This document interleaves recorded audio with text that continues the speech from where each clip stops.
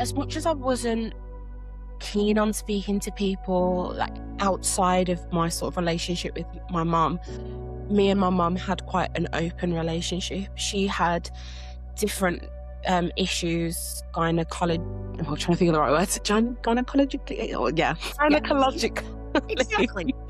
We had complications over the years.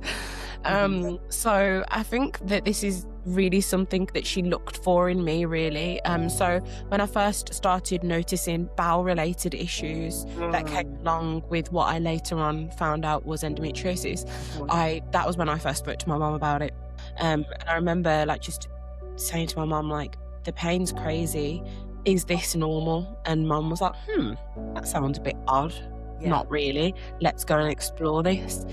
But I think this was equally probably the most frustrating time of my life, of being young and just not quite listened to. We went to the doctors together. I think it was 4 or 5 times that we had been to the doctors before, and I'd been offered lots of different solutions for a heavy period that were all related to contraception, which was confusing. So I'd say like this part of my life was probably the most frustrating, from being questioned and not listened to or fobbed off. Like outside of my mum, medically, that was like my first experience of speaking and being open to people that I really truly felt like you go to for help when you need it.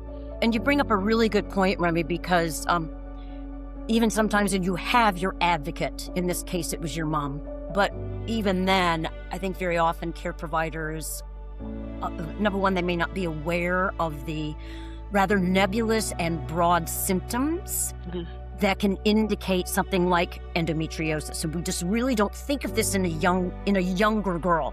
It is something, I think, even as physicians, very often, even in medical school, we're learning that this is something that you might diagnose when a woman is in her 20s or her 30s. But when you bring up that the symptom of having issues at the time of bowel movements, that could be a classic sign of something like endometriosis, because remember, it's those implants that are being placed on different parts of your body, and particularly low in your pelvis, they attach to your intestine, and then they cramp along with the rest of the things that cramp.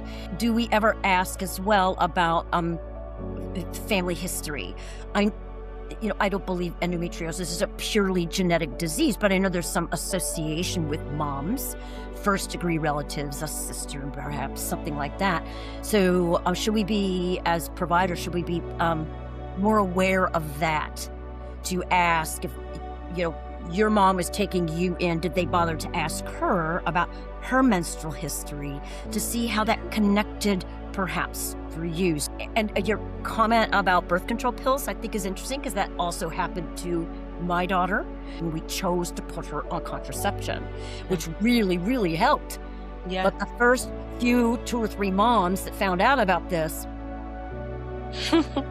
seriously in my face about it. This is for an indication. It's all balance, isn't it? In life, there are certain things that we do need to just, and as women, there's certain things we're going to go through, and we are built to be strong and resilient, and how amazing are we at that? But there are also times where we need to be listened to, and I think perhaps there is a habit of looking at the strength of women and being like, she can handle that, or it's just this, or millions of women go through it. But no, at that time I needed to be listened to. So this idea of just buck up and carry on wasn't good enough for me, because I had tried that already. It had been a few years of me just carrying on and being like, maybe it's just this period. And when I finally went to the doctor, I felt that that was frustrating, because I'm not coming to you with the first episode of this happening. We have a history. I can tell you pain hurts the most. I can tell you what I'm feeling, and at that point that needs to be pushed to the side, and we need to be listened to.